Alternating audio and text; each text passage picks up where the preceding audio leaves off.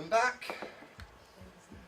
Right, I said we were going to cover spreads next. I'm actually going to cover first of all the care of your tarot cards, where to buy them from, how to look after them, what to do with them, and the ethics of tarot reading. We might as well cover the ethics now, so that we don't leave it to the end and anybody watching on the DVD decides to skip that bit.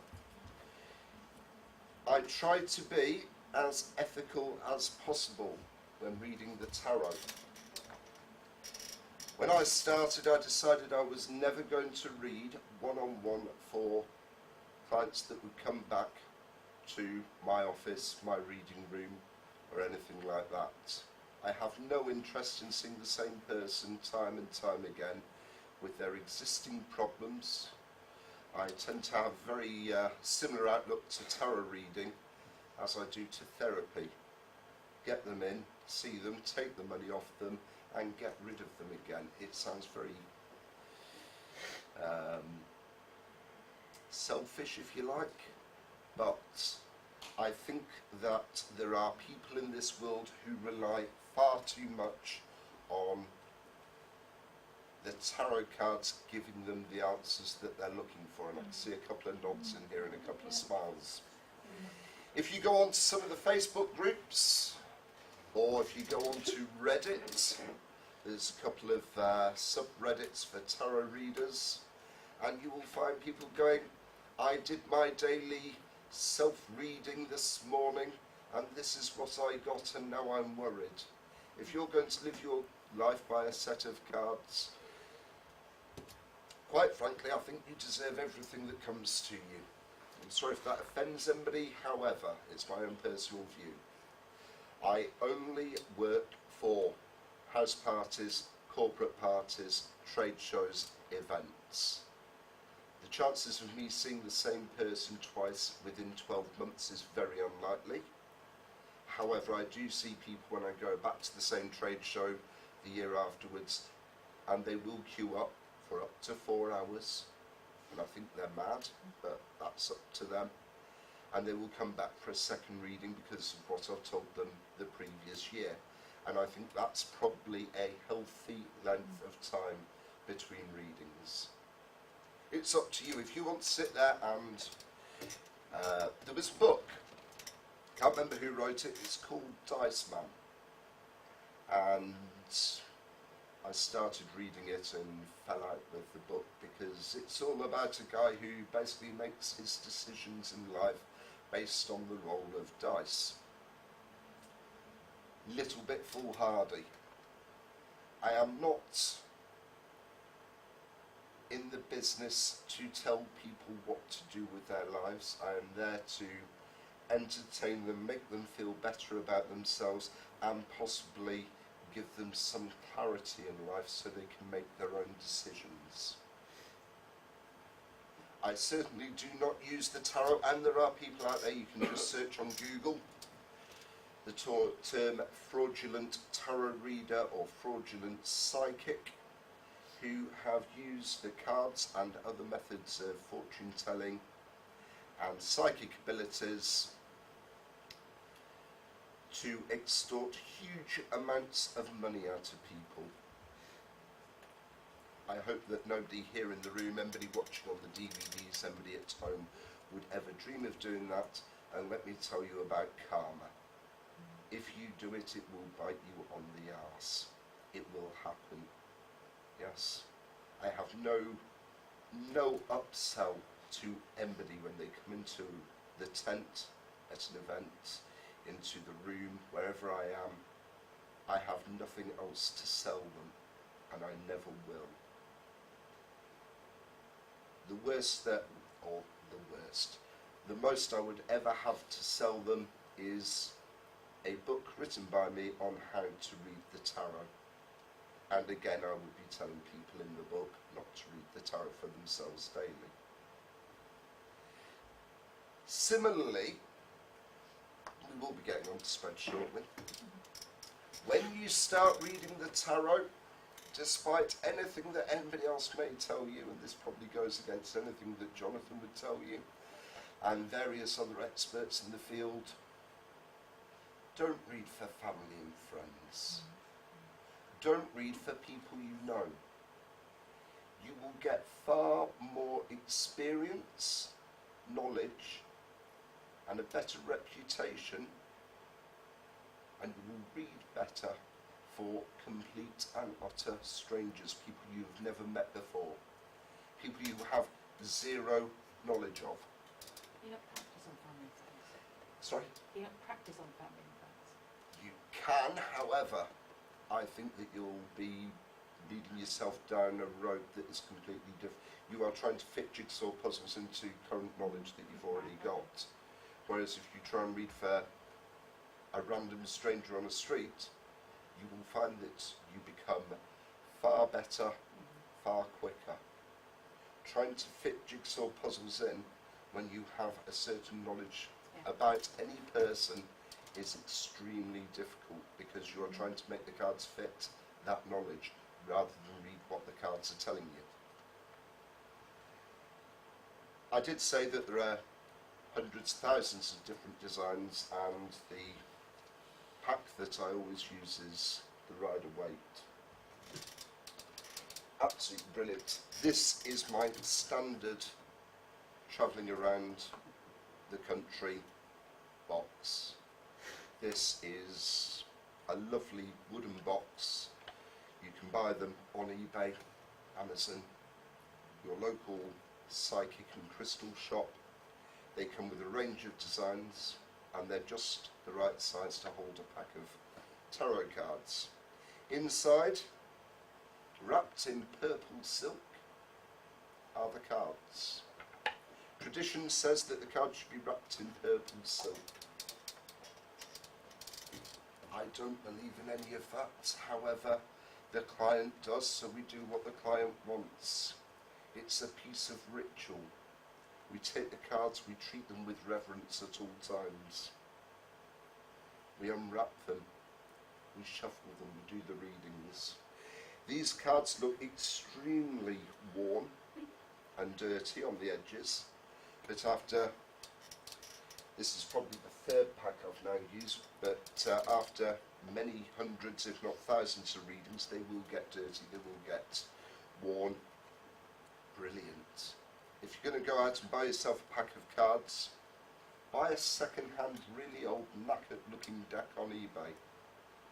Ideally the ones that aren't plastic coated, because you've all been doing this for years, haven't you? You are the expert in what you do. You never tell somebody that it's your first therapy session, so why would you tell them that it's your first tarot reading? So the older the deck looks, the better. If you can't find an old deck, get one of the new Rider-Waite decks, which are plastic coated, and basically rough up the edges a bit, dirty them up a bit. Seriously, you don't want them pristine and white on the edges, it's going to look odd. There are people that say that, you know, your first pack should be gifted to you. You shouldn't buy your own first pack.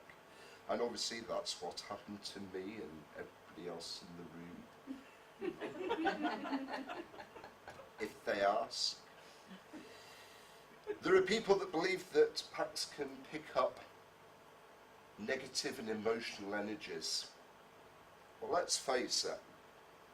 These cards were printed either in China or America. I have no idea.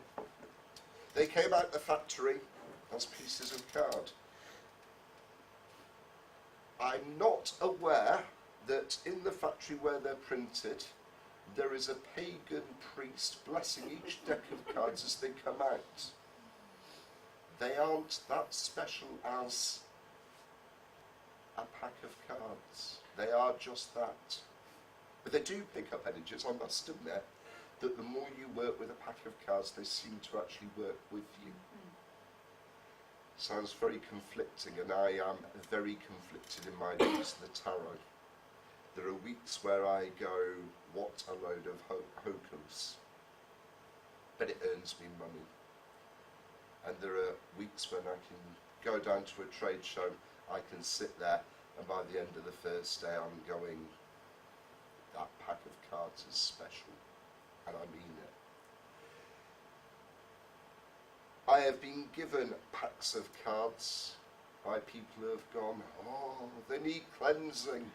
I can't have them in the house anymore because the TV's broken, the cat's died, and there's a hole in the roof, and it's all down to that pack of tarot cards. I'll take them off your hands if you want. Saves me £20 for another pack of cards. Now, of course, I then leave them on the windowsill in full view of a full moon, surrounded by crystals and burning sage, and say a couple of incantations over them. Yes, I do. But just bear in mind that with this one pack of cards that might cost you £20, $20, you can be earning a lot of money very quickly. I am not going to discuss on camera or in this room how much I charge for a trade show.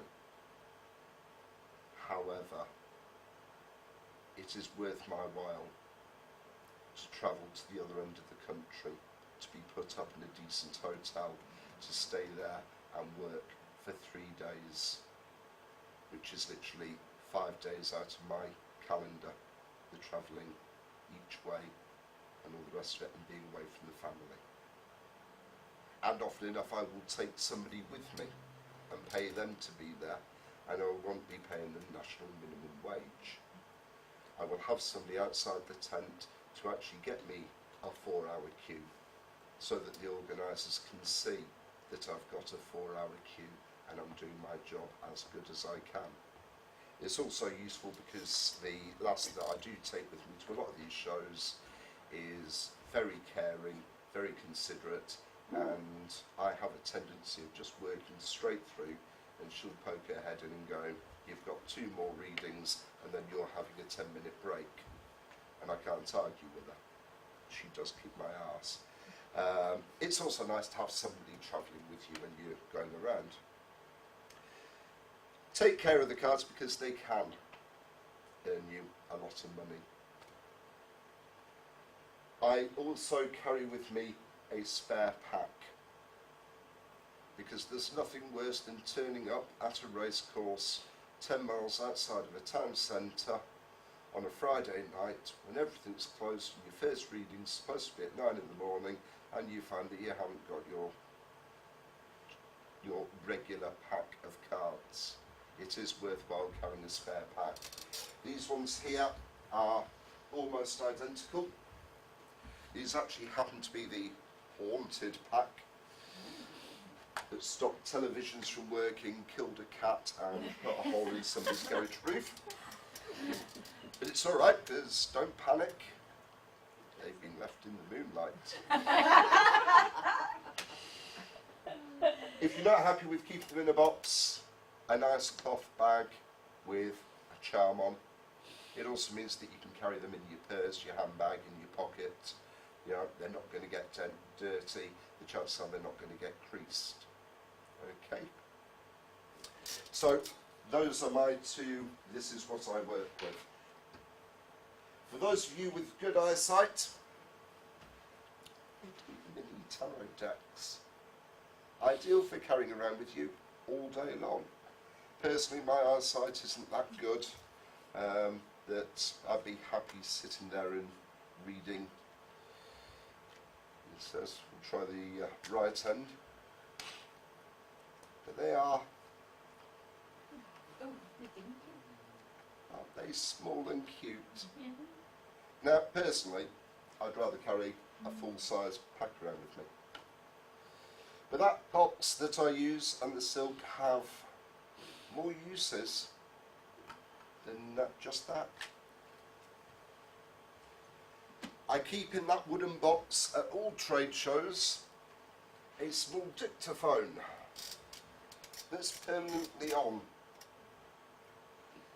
and it's on for every event that I do. The clients don't know it's there, I don't tell them it's there. However, it is there so that I have a record of everything that's been said. So that if a client turns around and says afterwards, that I told her to go out and spend all her life savings on lottery tickets because I knew she was going to win the lottery next week, and she didn't, and I happened to be in some sort of legal trouble because of that. I've got a recording that I can turn around and go, this is what was said. Call me paranoid. As some of you in the room are therapists, you'll know that both Jonathan and my view is that all therapy sessions should be video recorded, and the bigger the video camera the better, so that the client's aware that it's there. I'm not going to do that with the dictaphone for the simple reason that people would then start asking me to send them the recordings. I haven't got time for that to go through. If I'm seeing X amount of people in a day, I cannot go through a recording to find out who's who, slice it up and send it to them. If I was to do that, I would be charging them a lot of money, and I don't think they'd want to pay. So we keep that quiet from them. But there's more to that box, which I'll come to shortly. But that is the way I carry my cards. And that is my view on the ethics of fortune telling, and certainly tarot cards. So, you know what the cards mean? To an extent, they are very fluid. The cards change meanings depending on where they are, what cards are next to them. Now, I can't tell you all of that, because any of you that have any sort of mathematical skills will know that if you were to take any 3 cards out of a tarot deck, you would have umpteen hundred possibilities of different spreads. I was going to work the maths out for you, I might do it after lunch, however. A lot of the readings I do rely on 9 cards. At that point you're into the millions upon millions of options, possibilities of which card sits where.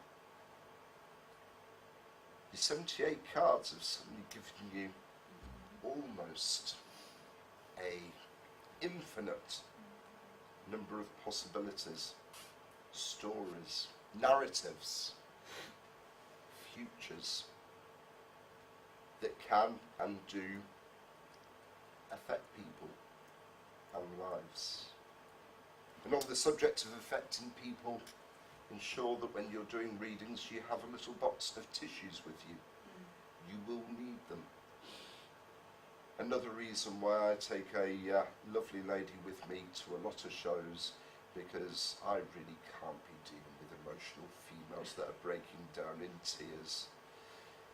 I know it sounds callous, but it's not me.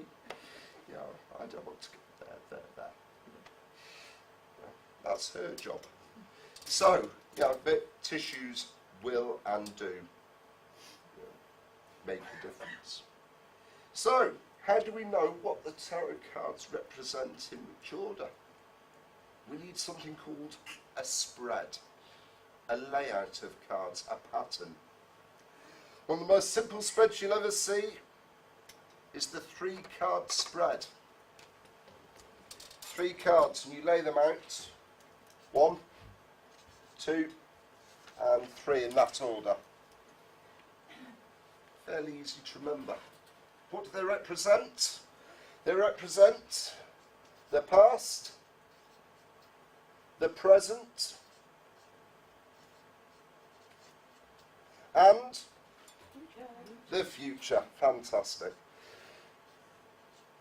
You didn't know there was going to be a test today, did you? No. Right. So, if you were to take 3 cards and they were to be laid out, past, present and future, you can tell somebody about what their past was like. You can tell them what their present is like, and you can tell them what their future is or may be. How do you select the 3 cards? Do they select them? Do Ah. you shuffle them? Do you shuffle them? Yeah. Or is I that was coming going to get to that later, Alright. but if let's do that. Traditionally, you'd ask the client to shuffle the cards. to cut the cards, or you'd spread them out on the table and they'd select the 3 cards that they're most drawn to, or whatever ritual seeming bollocks you want to come up with. I don't do that. If I've got a 4-hour queue, I have not got time for people to pick up a pack of cards. They can't shuffle a normal pack of cards. They're going to take these and they're going to shuffle. They're going to end up all over the place. So how do I get around it? I'm shuffling the cards in between the last person leaving the tent and the next person coming in. And as they come in, I'm like, hello, how are you? We build up a bit of rapport. We get them to sit in the seat. You know, maybe I'll turn around and go, is this your first time having your cards here? It's fantastic. Don't look so nervous, love. It's not as bad as it seems. And I'll be shuffling the cards as I'm doing it, and I'll turn around and go, there are some cards that might look a little bit dark. They might look a bit frightening. I'm not going to tell you what the cards are. But, you know, if I do that, just a little turby we don't want. You know, don't panic. Wait until. I will then put the cards in front of them, like so, on the table, and I will turn around and go, with your left hand, I would like you to lift up a portion of cards. I don't use the word cut because sometimes that's a confusing word for people. I would like you to lift up a portion of cards and place them and actually show them what I'm going to do. And then I explain, we use the left hand because it's the hand that's closest to the heart. It's the emotional hand. You're loving this, aren't you? Why do I do it? 2 reasons. 1, it shows that I'm in control. I am the authority figure. I've given them a task to do and they do it. Suddenly I am the expert. People might go, why the left hand? That's a bit weird. My normal tarot reader doesn't do this. This guy's got a reason for doing it. He must be an expert. He's the authority figure. He's told me to do something. I've done it. Everything else must be. It's a bit like hypnotherapy. The other reason I do it is that the left hand tends to be where they wear the wedding ring. It gives me a head start on everything else. I then complete the cut and I deal out the cards.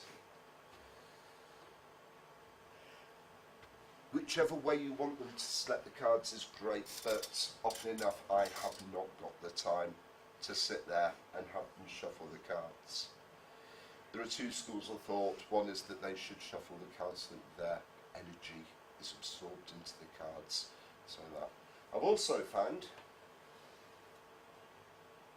call it coincidence, call it my own self-prophesizing awareness, call it what you will, but I've found that since doing it this way, and I've done it now for the major majority, probably 99% of the readings come out far more accurate when I shuffle the cards and get them to cut them than it does if they shuffle the cards and cut them. I don't know why. I don't want to know why. Why bother asking? Why bother working it out? However, it seems to work for me. Whatever works for you is the way to do it. Experiment, try out different things, see what people are happier with, see how people respond. If you find that 50% of your clients are shuffling cards and they're flying all over the room, you spend the next half hour picking up the cards instead of actually doing a reading. Maybe it's time to look for a different method. Maybe you're happy spreading the cards out and having people select the cards that they feel more drawn to.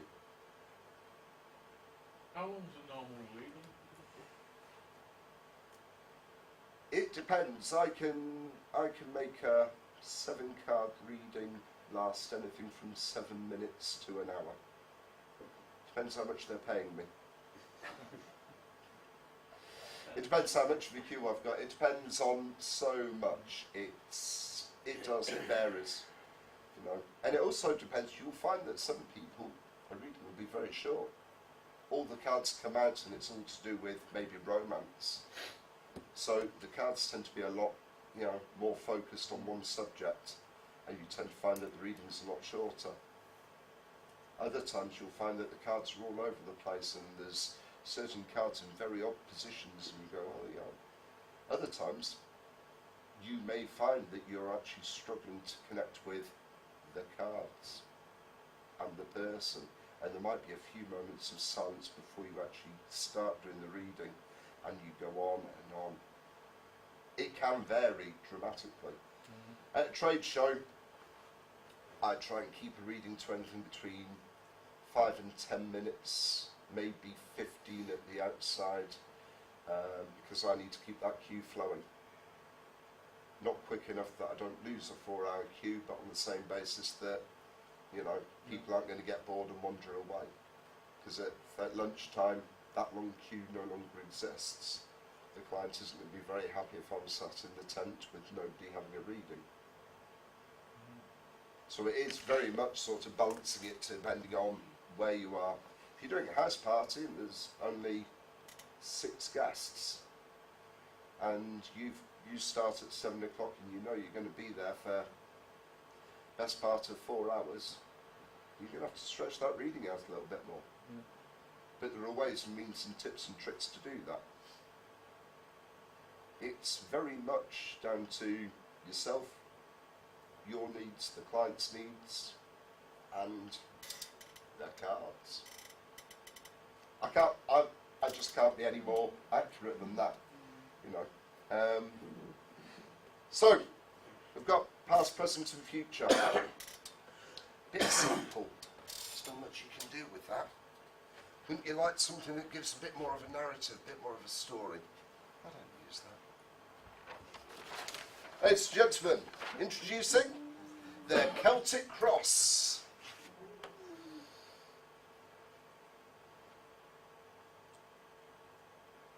Don't worry too much about it, Susie, because I'm going to tell you now, although I'm going to explain it to you, I don't use it. And there's a reason for that, which we'll come to. You're a bitch. Well, I thought I'd let you draw some of it out first. Complicated, isn't it? These cards have to be put, these cards have to be put in a particular order so that they make sense, allegedly. You've got your centre card, which is card 1. You've got the card that goes on top of the card, which is card 2. We then move down to card 3. We then move in a clockwise direction to cards 4, 5 and 6. And then we go up the path to 7, 8, 9 and 10. That's the only way I can remember how they go, is literally start in the centre, down in a clockwise direction and then up. And each card's got a specific meaning. And here I am going to be tested on whether or not I can remember it, because it is quite complicated. The first card is where you are now. Number 1, where you are now. You might notice that we've got 3 cards and the centre one is the present, which may give you a clue that card 4 is the past and card 6 is the future. However, we've got 3 random cards here. What the hell are they? Well, the card above is strength. It's the card on top. It's the positive card. The card at the bottom is the negative card. It's weaknesses. And the card over the top of us, the one that's shielding us, is the card of, see, I knew it was going to happen. It's the, this is why I don't use this spread. It's the card of what information we need to know, I believe. Am I correct? Sorry? You can't remember either. Fantastic. Yeah. Right. Well, like I say, I'm going to teach you a far better way of doing this shortly. So we lay these cards out in this order. We then get to this card number 7. I want you to imagine that there's a roadway with a gate and a path to a door.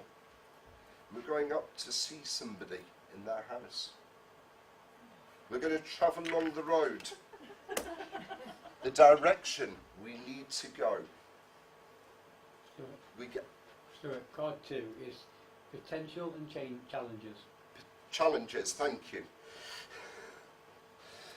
I knew it was there somewhere. Potential and challenges, So, we're going to travel in the direction that we need to go. Along the road to the gate, which is number 8. On the gate is a warning sign. Things we have to be aware of. There's a sign on the gate. I want you to imagine, beware of the dog, cat, Komodo dragon. As we travel up the path, the garden path, as I'm taking you now, as we travel up the garden path, there's that sense of anticipation, of fear, of wonder, of excitement. What's going to happen when we knock on the door? And then we get to the door, we knock on it. It's door number 10. It's 10 Downing Street, if you want to remember it that way. And it's the future. It's the possible outcome. That, ladies and gentlemen, is the Celtic cross. Good luck in remembering it, because I don't use that.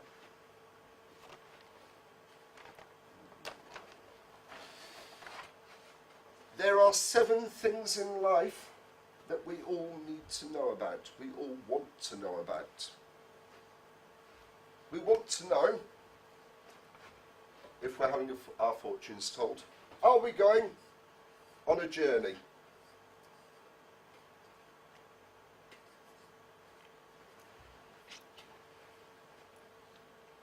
How is our body? How's our health? Journey, body. We want to learn about opportunities to learn new things.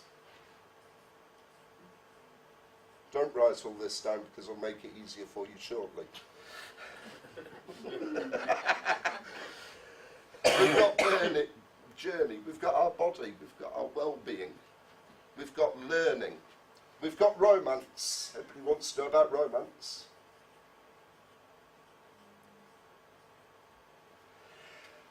We've got work, our jobs.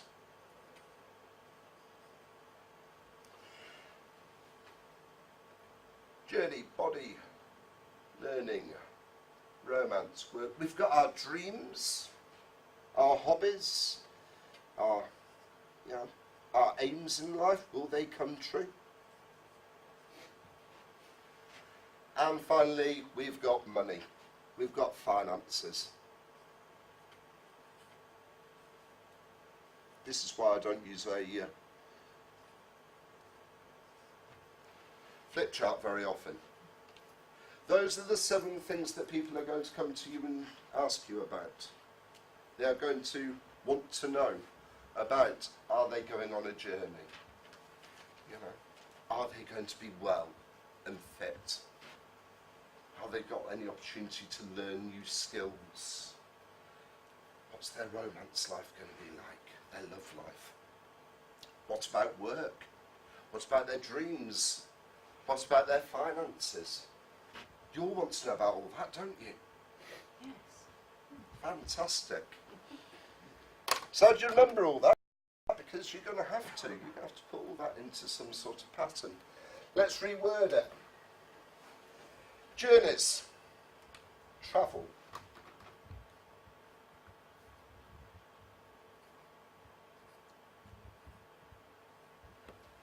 Body or health.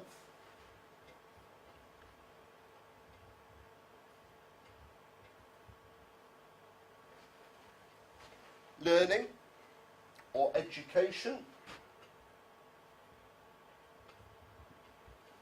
Romance or sex?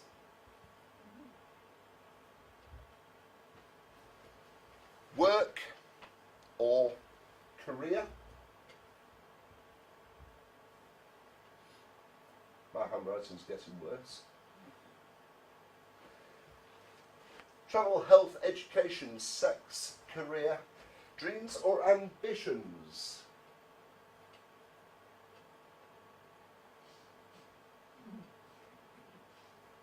And finally, finances or money.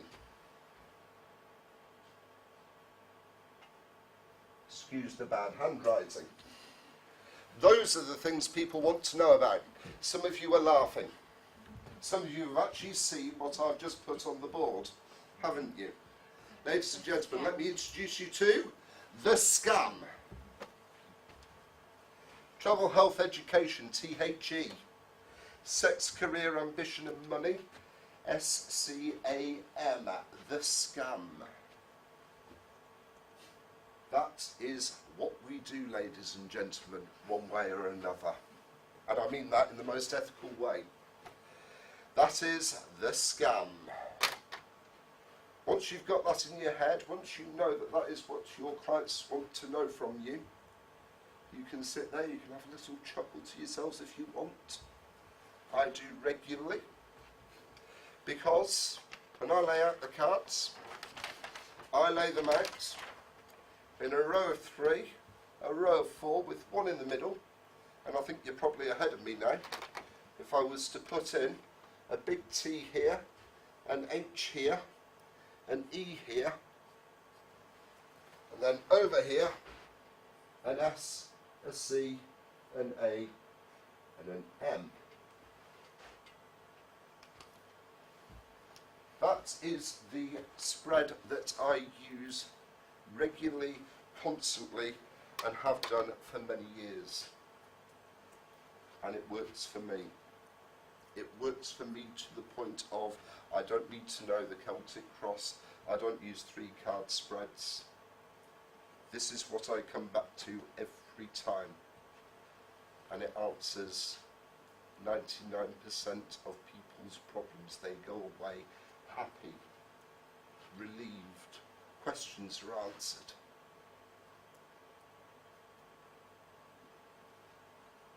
The card in the middle, I just put that there because 7 cards really isn't enough, and an extra card sort of gives me something.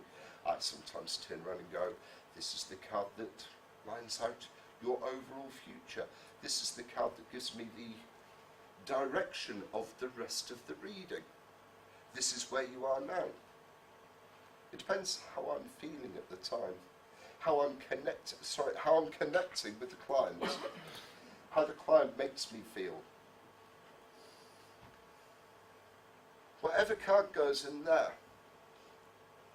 no matter whether it's minor, major, arcana, whether or not it's positive or negative, it sits there.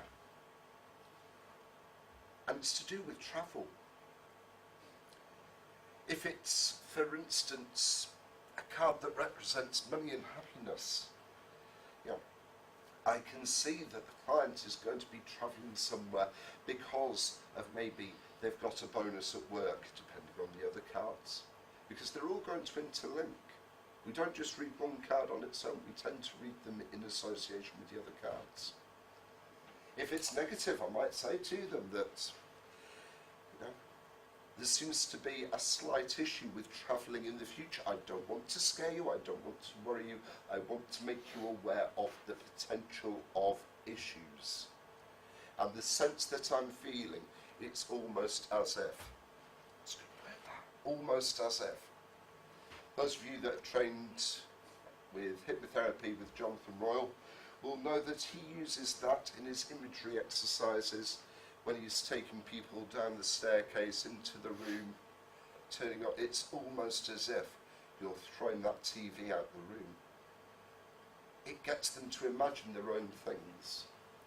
If there's a problem with travel, it might be a case of it's almost as if, you know, you're going to get to the airport. I'm getting this sense that I'm not saying it's going to happen, but I'm saying it feels like it's towards that area that I'm being drawn. and I'm letting them fill in a few of the gaps. And it's almost as if you're going to get to the airport and you've forgotten the tickets, or there's a problem with the passport. Your passport could have just run out of date. It's going to ruin the whole holiday. I will then back that up with something along the lines of, I am not here to give you bad news to ruin your holiday. I am here to warn you of the potential pitfalls. And I would much rather be wrong and you have a brilliant holiday because you went and checked your passport and were reassured that that passport was in date, than you get to the airport ignoring me and me being 100% correct. Let's break that down. If I'm wrong, you're going to have a great holiday and I'm happy for you. If I'm right, you're going to have a shit holiday, but you can't blame me because I was right and I warned you. It's a win-win situation. Call it a Barnum statement if you like. The king of bullshit. It's like, no, I've got to keep, I don't know these people's personal lives, but I've got to give them what the cards tell me. Now, we talked about ethics earlier. One of the reasons I talked about ethics earlier is because I was going to hit the area of health. I don't read people's health. I am not a medical GP. I am not a doctor with medical training. I once did a first aid course and failed. However, it is not my job to diagnose illnesses. It is not my job to look at a complete stranger who goes, how's my health going to be? And me going, well, the cards say it's wonderful. Or the cards say, it's not looking good. You need to go and see a doctor. That would be extremely unethical of anybody. So I don't do health. So I needed to find something that replaced the H. Otherwise I couldn't have my little laugh to myself every time I laid out the cards going T-H-E, that's the S-C-A-N, that's the scum. So, what do you do instead of health? The one I have always found resonates best with a client is home and house. And I'll separate the two quite clearly. The house is the building. It's the rooms, it's the decor. It is the layout of the house, it's the security of the building, it is all those things. The home is the family. Which then takes pressure off sex, because traditionally, for those that have learnt about the scam before, will find that sex was actually romance, which also encompassed the family, and then it got very cloudy and murky, and so we've separated those. But how do you know if it's the house or the home? Is it the people within the home, or is it the building that we're being warned about? We let the cards decide. Education. Is there an opportunity to learn a new skill? Where are you going to learn it from? Is it that strange guy who you meet in a bar regularly, who nobody ever talks to because he's a bit weird? His name's Rupert, and Rupert's a train spotter. That's why nobody talks to Rupert. In fact, he actually works at the train station, and all day he goes up and down going, get back behind the red line, and that's his job. And nobody wants to talk to him because it's not that interesting. But because people don't talk to Rupert, they don't know that Rupert is actually a very intelligent man who has skills in breeding budgies. Might not sound very interesting, but guess what? You're looking for somebody at the moment to help you breed budgies, because you've got 2 budgies and they won't breed. So have a word with Rupert, that strange guy at the bar. Now I'm not going to tell you all this from the cards, but I'm going to direct you towards that person that you know, be aware that there is that person with the skills that you need for that problem that you have. And the more feedback I get from a client on that, the more I can fill in the gaps. I'm not filling in that one piece of the jigsaw puzzle like I said earlier about having prior knowledge, but I'm going to create a conversation. I'm going to let them nod and go, yes, I know what you mean, it's about the budgets. Of course it is. And there's somebody in your life that's already got that knowledge. You're just not aware of it. You need to go and find this person because they're the one that's going to help you reach your budgets to show standard, or whatever it might be.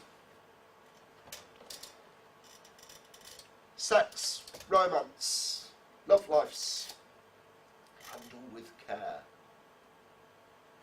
It is very, very difficult. Often enough when I do trade shows, I will have two people come into the tent at the same time, man and woman. I often turn round, I invite them to sit down, I ask them if they want a reading each, or if they are a couple, would you like one reading between you? It's up to you. That way I find out more or less immediately whether or not they're boyfriend, girlfriend, husband and wife, husband and husband, or whatever, because I need to know that so that I don't drop a bombshell halfway through a reading so that somebody goes, ah, that card about the affair, that secret in your love life, is referring to so-and-so that you're knocking off. And it's happened. It only happened once, but it's happened. When dealing with affairs of the heart, be very, very careful. It is, it's a bloody minefield. Career. Nobody likes their job. Well, I say nobody, I hope everybody in here likes their job, don't you? Fantastic. Most people that do the boring 9 to 5, Monday to Friday, in an office with grey walls and a computer screen, hate their jobs. If you can give them some sort of hope, joy, laugh, positivity about their career, then great. You might find that halfway through the reading and you hit career, they're turning around, oh God. Now you know. It might be that the cards have pointed them towards finding a new direction, learning a new skill so they can advance their way up the ladder. Ambitions, dreams, hobbies. So much you can do with this. One of the last trade show I did, one of the last readings I did at that trade show, I had a lovely lady come in and we were talking about ambitions, and one of the cards that came up amongst others was the Ace of Pentacles, and it was there in the ambitions, the dream spot. And I sat there and I was telling her about how there was this dream, this activity, this ambition that she's always wanted to do. And somebody very close to her, possibly an older gentleman by the look of the cards, is going to give her the money to make this come true. Now let's break that down a little bit. I was right. I was more than right in the end when I told her exactly what it was and who was going to give her the money. To the point where she screamed so loudly that people outside the tent were like, bloody hell, he must be good. Or very bad. Let's break it down. You've got a dream, an ambition, a hobby. We've all got dreams, ambitions and hobbies. I didn't tell her which one it was. She filled that gap in for herself. With a little bit more information out there, I filled in the gap completely. And that's where I hit gold. But something she's always wanted to do. Haven't we all got one of those? Yeah, an activity, a dream. Mine personally, pottery. Always wanted to sit at a potter's wheel. Never had the opportunity. I could be the world's greatest potter. I will never know until I try it out. Another phrase that I use a lot in readings, if it comes up with the dreams, the ambitions area, is, it's time to try something new. Learn something that's absolutely unique to you. You could be the world's greatest potter, for instance, but you will never know unless you try. Go out and try that hobby that you've never tried before because you never got round to it and just kicked you up the arse to do it. But back to the lady. Somebody, possibly a little old gentleman, was going to give her the money to make this dream, this hobby, this ambition come true. This ambition could have been travelling, it could have been to buy a new car, have her own house. It turned out that this little old gentleman was her grandfather. Pretty good. And I said that I got the sense that this wasn't something that she would normally, be linked to, associated with. And it seemed to be some sort of really active, almost dangerous sport. She sat there going, I said, almost. I didn't say it was. So she shook her head. I went, no, almost, but it's not quite. And I could have gone right off on a tangent. She'd forgotten about everything that I told her that was wrong. By the end of the reading, she'll remember everything's right. I was right. And I said, it's almost like. I sat there silently. You can do a lot with a minute's silence. I sat there and went, it's almost like. I don't know what made me say it, but I turned around and said, skydiving. At which point she looked at me and went, fucking hell, you are good. And I turned around to myself and thought, fucking hell, I'm good.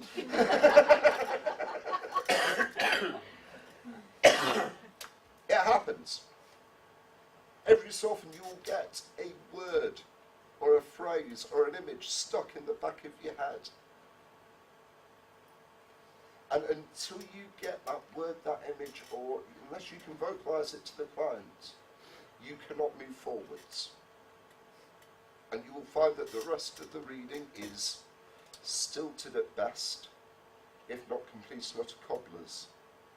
And if you try and ignore it, it will not. You just won't be able to move on. I am not saying I do have psychic abilities. I'm not allowed to by law. However, there are times when you just get something that you've got to say, you've got to share, you've got to give it out. And at that point, you tend to find that things start flowing a lot better. You can get that off your shoulder. And it can be the most random thing that isn't connected to any of the cards. It might be that you've looked at this person, you've gone, gosh, they remind me of my cousin Florence. And Florence at the moment is going through a couple of issues at home. Her hot boiler's stopped working, her dog's run off, and she's found out that the boyfriend's cheating on her. And she's going through all of this. And the people may either look very similar, or they may have the same demeanour as they walk in. It might be the shoulders hunched over and that sort of shy look, the lack of confidence. Or they might walk in completely positive and you go, they've got the same walk as such and such a person. You start connecting with them that way.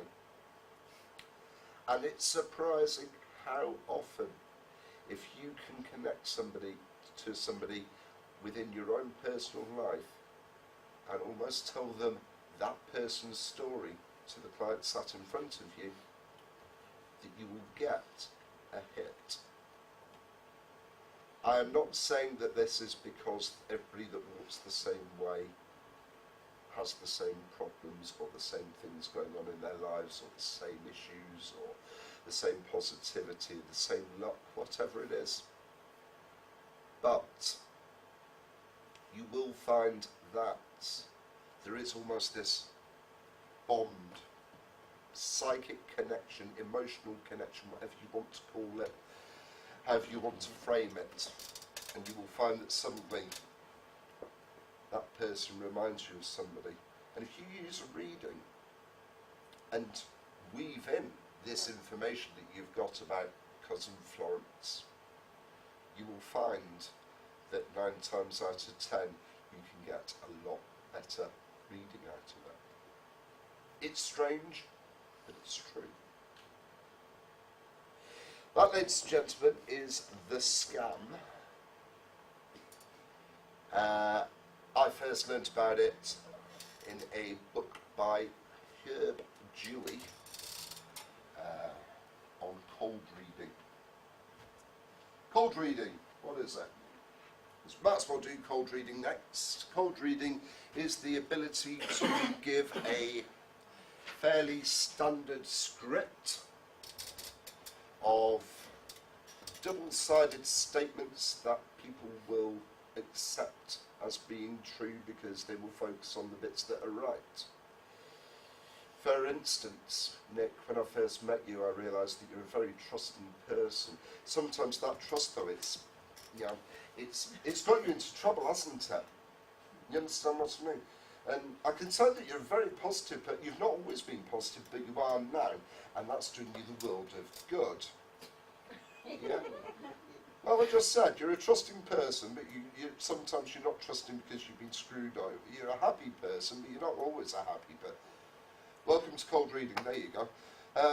Don't bother learning the scripts. Use the cards as your indicators, the things that are going to give you the directions. You can sit there and you can learn a script by many different people. There are hundreds of books out there on cold reading. Some of the phraseology is at best okay. A lot of the time it comes across as very mechanical, stilted, and I think that any person with half a degree of education would turn around and listen to what you're saying and go, fucking hell, that's cold reading. However, if you can look at somebody and you can, for instance, make an emotional connection, or make a connection because you're looking at their jewellery, their clothing, their hairstyle, their shoes. Shoes are the best one. There was always a rumour in East End London that you could tell a copper, even when he was undercover or off duty, by his shoes. It was probably true. You could tell a lot about a person by their shoes.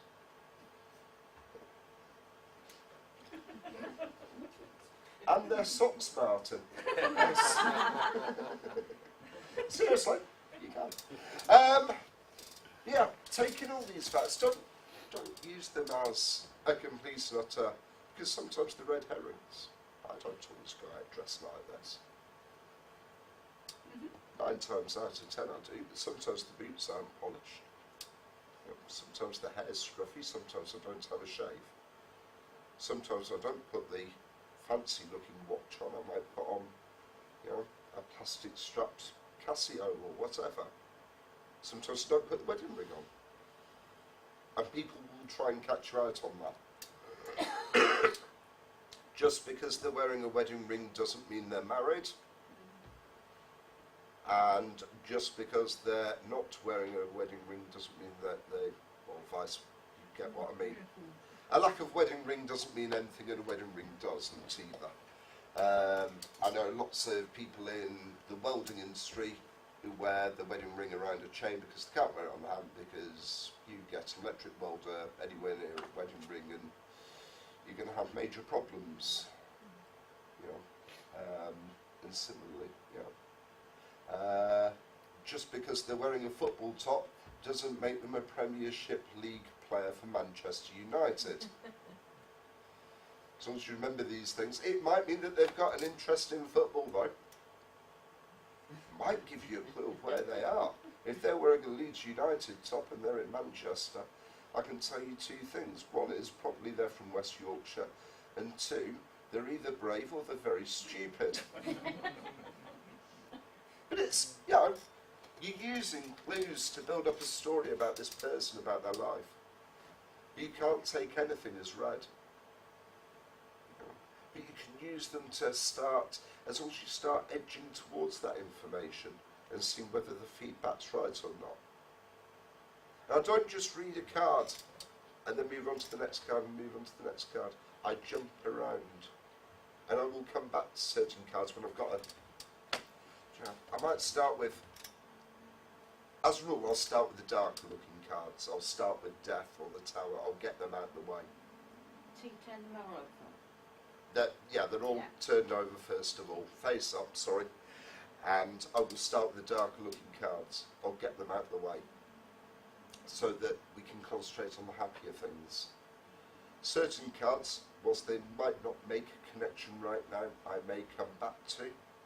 So I'll start going on about how, you know, the Eight of Wands, it's referring to a friend that's sometimes out of order, you know. And I'm feeling, because the Eight of Wands is up here in the travel section, that maybe, you know, you're going to know exactly what I'm talking about right now, but it's that friend, and it's almost as if you're going on girls' night out, maybe a hen party or something.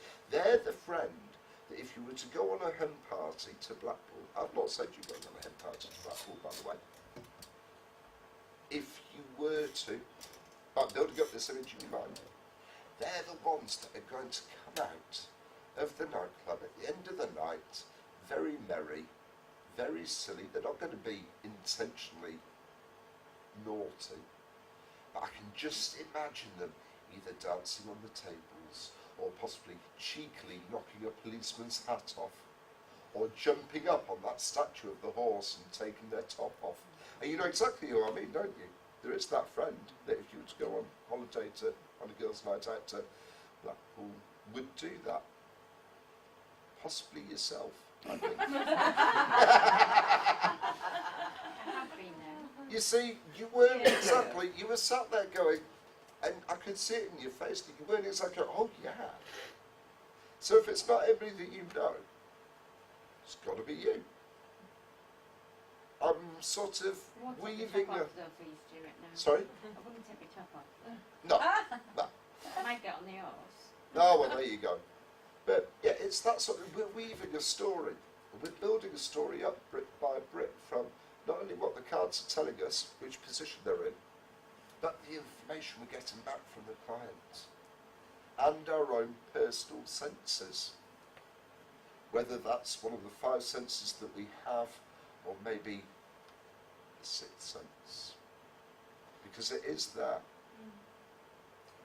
One of the things I do before a big day of reading, a trade show or a conference or that sort of thing, is I will sit in the hotel over breakfast, which tends to be half a dozen cups of coffee, maybe a bacon sandwich, and I will sit there on my phone, flicking through the apps that I've got on my phone with motivational quotes on.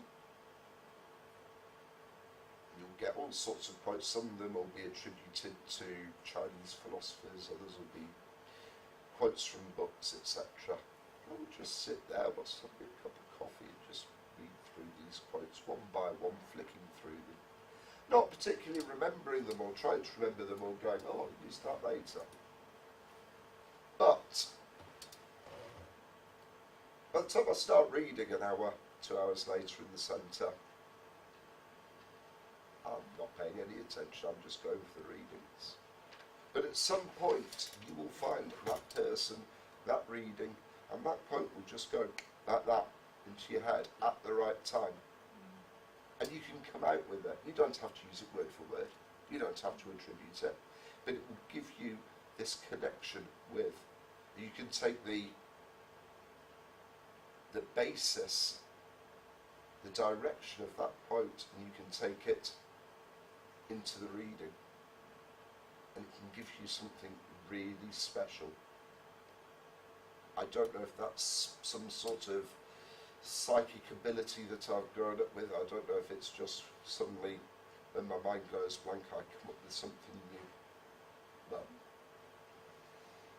that, at the moment, I'm sure we'll come back to it, it's tarot reading. Have we got any questions so far? Brilliant. So you've learnt all about tarot reading. We're not even halfway through the day. I promised I'd teach you numerology. I already have.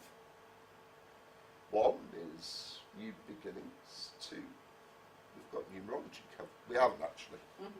Because you need to know what to do with numerology. It's all very well knowing the numbers, but you need to know what to do with it. You've got the numbers. Just got time to do this before we break for lunch, I reckon. Let's have the numbers. 1, 2, 3, 4, 5, 6, 7, 8, and 9. There's no 0 in numerology. There are various ways of doing this. Chinese numerology. I'm doing Pythagorean numerology.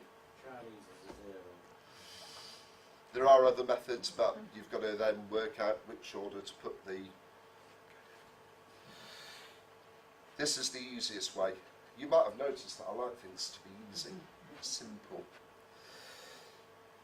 Right, you've got your numbers 1 to 9. You now need an alphabet to refer to it. You need to know where the letters go in relation to the numbers. Guess what? A goes underneath 1, B, C, D, E, F, G, H, I. Am I right there?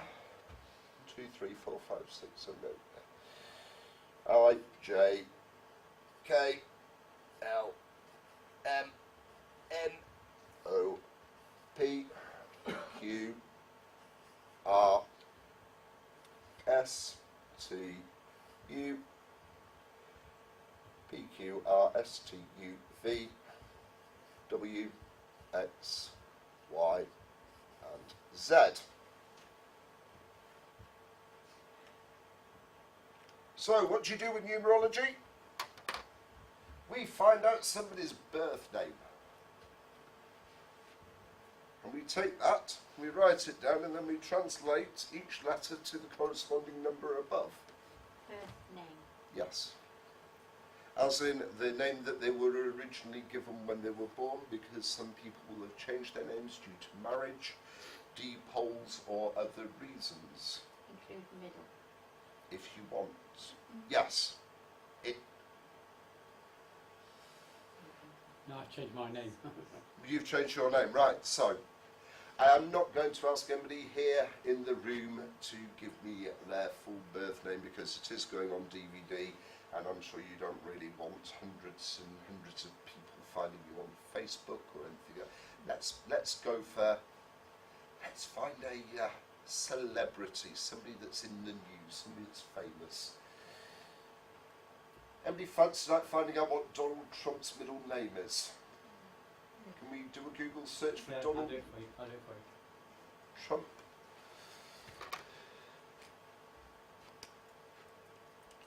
I'm assuming that he was born Donald something Trump. Sorry? He's got a weird name. name. Yeah, he hasn't changed it. No. John. John. Okay, No, so I thought. That's so weird, That's isn't not the it? one I thought. Oh. Yeah, let's keep it polite for our American cousins. I'll be honest, I haven't tried this out. I have got no way of knowing where this is going to go. This could be very, very embarrassing very shortly. Donald. John? Yeah. John. Trump. Put that down there. Do you need your birthday? Yeah, that would help as well. 14th of June 1946. 14th. Yeah. 14. June is 6. Gone. 1946. 1946. He's 72. 6. Got us older than that. Okay, so we take Donald John Trump and we work out that D is a 4. O is a 6. N is a 5. A is a 1 obviously, L is a 3, D is a 4, J is a 1, O again is a 6, H is an 8, N is a 5, and then trump is, it'll be 2, 9. 9, thank you, 3 I'm guessing, yeah, M is 4, and P is 7. We now have a numerological chart for Donald John Trump on 14th of the 6th, 1946. What do we do with that? We add all those numbers up. So, 10, 15, 16, 19, 19's 23 there. We'll do it in bits just to make life easier. 23, that's 7, 15, that's 20. 43. Sorry? 43. What, in total? Yeah. Oh, fantastic. That's 43 there, what about? Altogether. Right, about 43 altogether. It's not- it's 10, not added trump 15, card. 16, 19, Oh, no. 23, 23. 11, 14, 18, 25, 68. 68. 68. We add those two numbers together, which gives us 14. We add those together, it gives us the number 5. Spooky. It's the number of the secret. Honestly, I hadn't tried this out before we came here today. Is it that spooky? Well, it was a 1 in 9 chance that it was going to be the number of the secret. But, you know. But it's also the number of the pentagram. Make of that what you will. We can take his birthday, which is 1 and 4 is 5, plus 6 is 11, 12, 21, 21, 25, 25, 31, which gives us a number 4. Stability. And this is where he was. He was born into stability. Honestly, it's 1 in 9 chance on any of this, what a load of bollocks. I'd much rather use pack of tarot cards where I've got 78 meanings, plus the reverse meanings. Oh, by the way, I do actually have cards in the deck reversed when I do readings. They're not all the same way, just to make it look a bit more random. Little tip for you there. That is essentially how to do numerology. You can go into it in greater depth, you can give them a bit of cold reading, you can do it alongside a tarot reading, a palmistry reading or anything else, and you can give them their lucky number written on the back of the card with all the details of what that number means to them. And you can actually turn around and say that the birth date is actually their lucky number, and that their birth name in numerology is actually about their personality and their future. And it's, you know, you can give it whatever you like. Anybody that's actually going to listen to you either already believes in it or doesn't believe in it. If you can get your business card into their hand so that they'll keep it, so they've got a reference for their lucky numbers, great. If not, but I'm not. I don't say anything to that at all. Most of his parents had decided instead of calling him John, they called him James. Would have ended up with a completely different number at the end. That's what there's a 8 in 9 chance that we would have. It's a bit naff, really, isn't it? But it's there if you need to use it.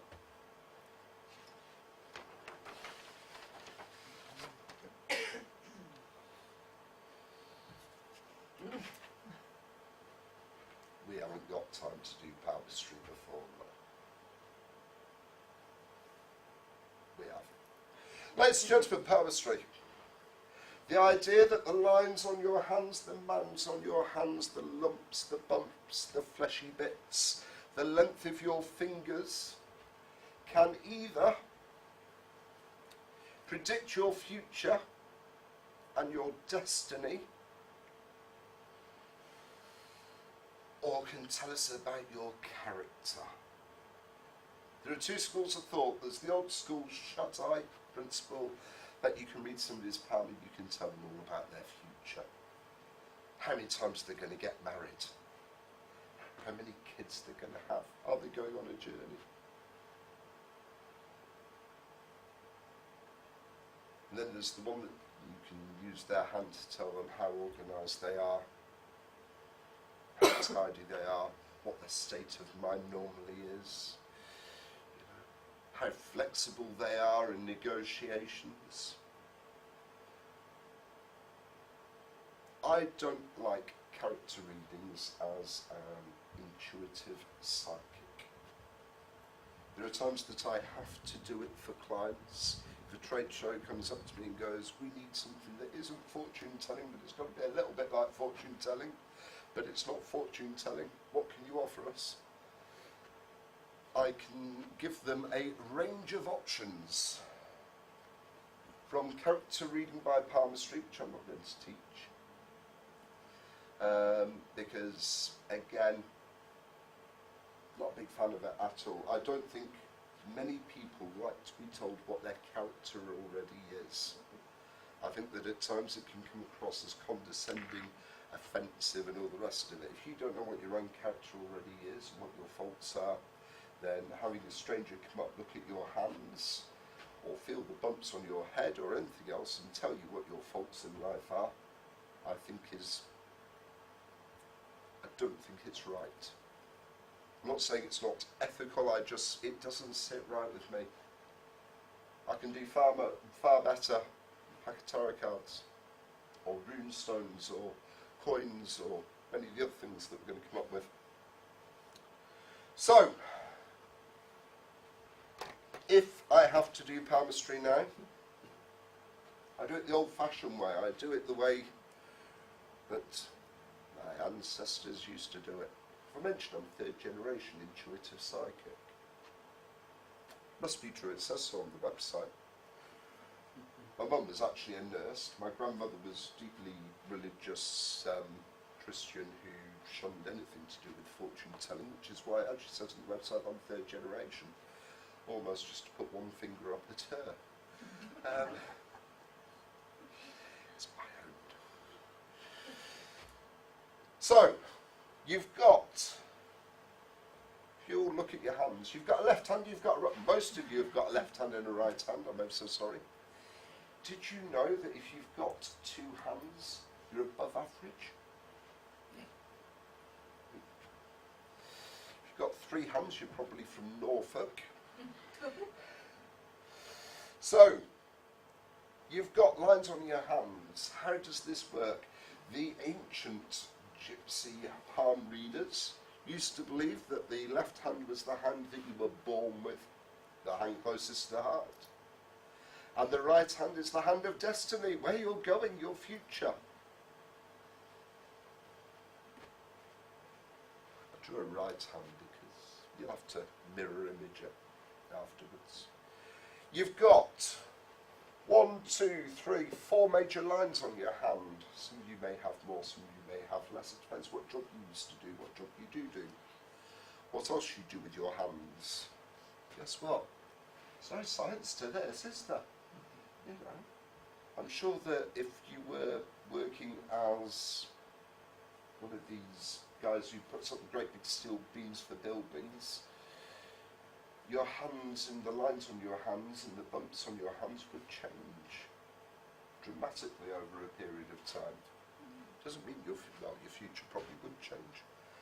So, starting at the top line is your heart line, the line of romance.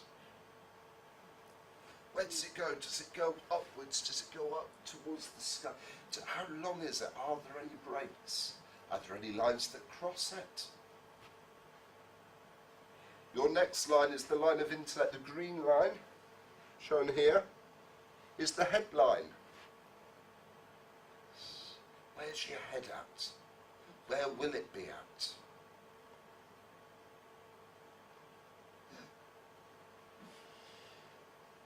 The orange line, this is the line that goes around the base of the thumb.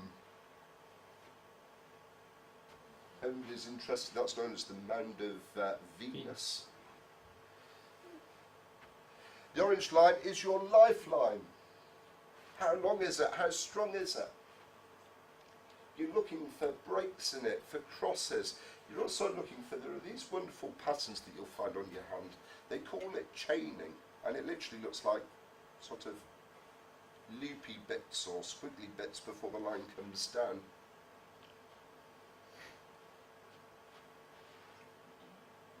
And then you've got the red line. I'm dead, Stuart. Sorry? You're dead. I'm dead. Got a lifeline. No. I'll have a look at your hand at lunchtime. You've got the red line going down. It's the line of destiny.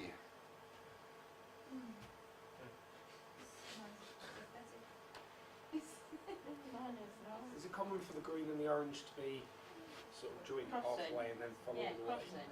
I put a cross on, yeah. No, mine's not crossed. The That's green and the together. orange. That's They'll join up at they may well join here. Yeah. Yes, they may or they may not, Right. depending on the hands. Oh, Yeah. I'm dead then. I'm Mine not join dead up then. sort of in the middle. But the lifeline and the headline, sometimes they join, sometimes they don't. And now, I could spend the next hour and a half telling you about the different ways that these lines move. Or alternatively, you could take a look at the two hands of the person sat in front of you. You could notice the difference. I do not want to say that you can make something up. However, if you were to use your own intuition, your own skills, your own knowledge, if you were to tie it into a tarot reading and actually go, guess what? You've got a strong lifeline. And this ties in with the reading. Your heart line seems to be, at the moment, on your right hand, the future hand. Seems to be a little bit more wobbly than the way you were born. You know, this is what you were born to do, this is what you are doing. And there seems to be a discrepancy between the two. Go with it. Basically, you know what the lines are called. And those of you really interested, I believe, I don't do palm stream as a rule. I'll do it as part of a tarot reading, just to, you know, give them a bit. I don't want to be touching everybody else's dirty, sweaty palms.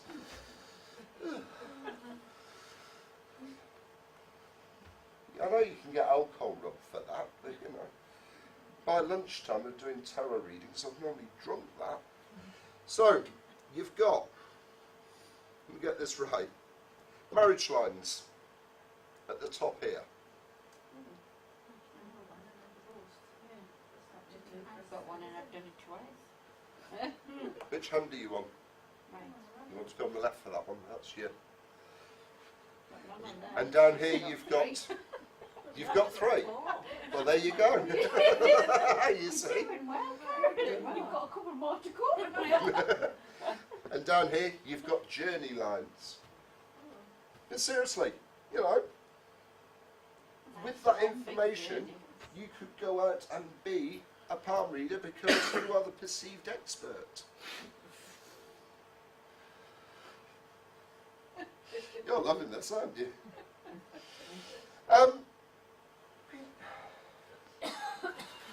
I'd rather sit down with like a tarot card, runes, simstones, coins, playing cards. All we've got to do cartomancy. We haven't done cartomancy, that's another 52 cards for you to learn. Only you don't have to, because I've already taught you them. Do you know what clubs are? Clubs are wands. Spades are swords. Cups are hearts. And coins are diamonds. And you know what the values are. Okay, you haven't got pages, but that's it. So we've done cartomancy as well as palmistry, numerology, tarot. We're about halfway through. Just before we finish,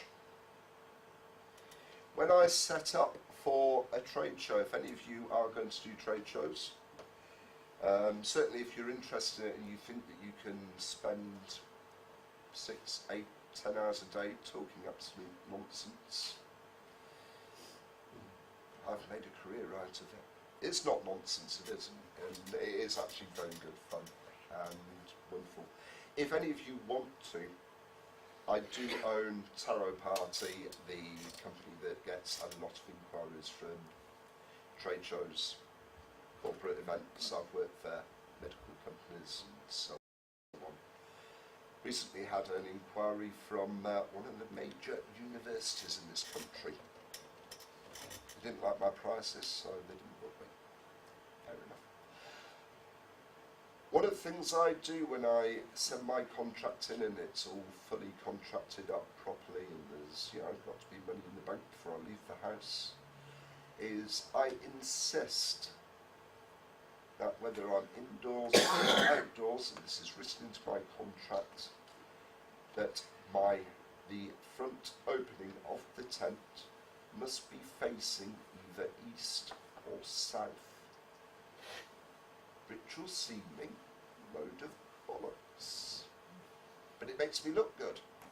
It makes me look like maybe he's a bit new age, he's got to be facing on the ley lines. And the actual truth is that from experience, if you're sat in a tent facing the door and the door's facing anything but south or east, at some point during the day you're going to end up with the sun shining straight through and into your eyes. Which means that you can't see the cards properly, you can't see the clients or their reactions, you can't see them walking towards you. By the time they're sat at the table, you've got no idea what shoes they're wearing. I don't tell the companies I work for that this is it, but it's very important that the tent must be facing south or east. Because by the time I've got there, the sun's risen. North or east. The sun's risen, it goes round the south and it sets in the west. Worth considering. It's things like that have, I've had problems with in the past, but, if you bear in mind wherever you are, where the tent has to be situated. Also ask for somewhere that's away from the main PA, that is quiet, and if you're working some sort of trade show, advise them that they would be best to put you slightly away from the traders.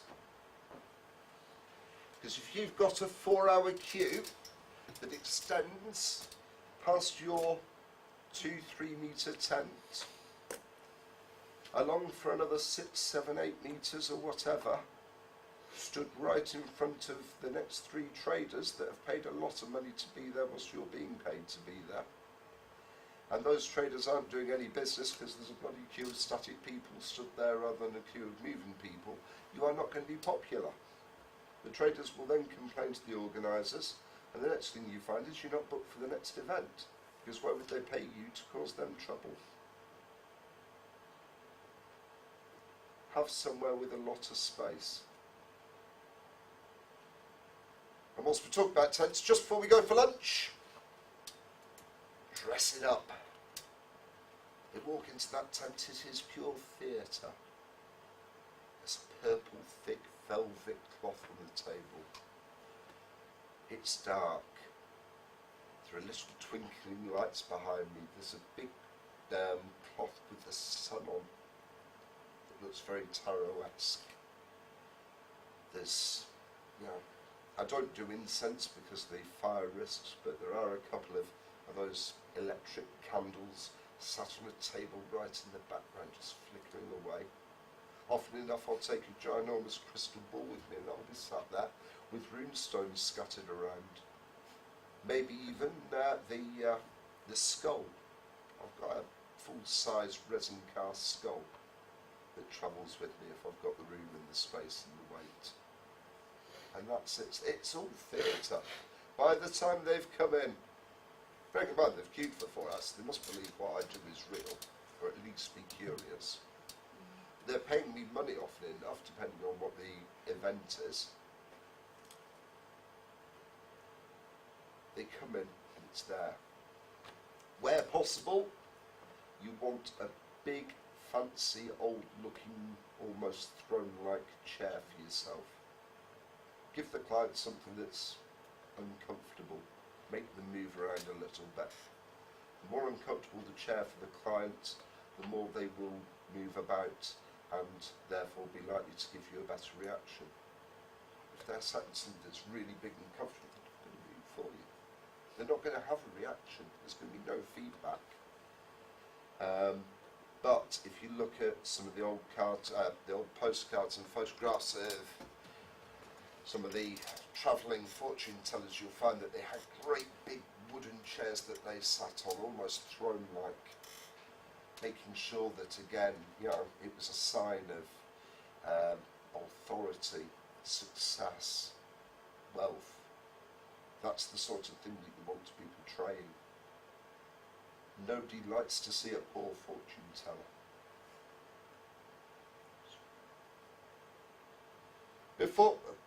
Go on, we've got 2 minutes. Before we go to lunch, yesterday I made 2 predictions. I'm going to let you have a look at them at lunchtime. You can go on Facebook.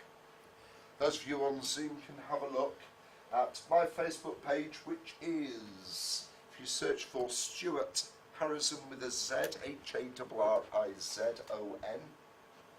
Castle, Casses. You'll find that yesterday lunchtime, while sat in this room, I made 2 predictions on Facebook. For the sake of the camera, you'll still be able to check this out at home. I was going to get to that. If you search for Paul's Made on Saturday. Sunday. Oh, Postmate, yes, I'd say the 13th. Yesterday. Saturday, the 13th of October. Yes, 2018. Yes, thank you. I was going to get to that. If you have a look on my Facebook wall, you will find that I correctly predicted 1 international football match's score before they started playing, and I also predicted the score of Rochdale versus Doncaster. Norway, Slovenia. Norway and Slovenia was the other one, the international match, which was 1-0, and Rochdale versus Doncaster I correctly predicted as 2-3. Thank you. It was 24 hours ago, and I've had a couple of years since then. 11:24. 11:24 in the morning. The matches didn't kick off until 3 o'clock and 5 o'clock respectively. How did I do that? Very well. I know nothing about football. I'm a psychic. I was sat at the back of the room yesterday. I thought, let's go and see what football matches are. I had a look. I saw Norway versus Slovenia, and I thought, I've got family in Norway. I feel a bit of that. I thought, they're going to win 1-0. I can just feel it. Rochdale, I'm from Rochdale. And, yeah. Again, I know nothing about football. I've never been to a football match in my life.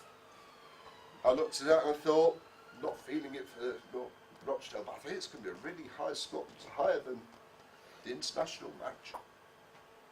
I put them down. And as you can see, they were put there.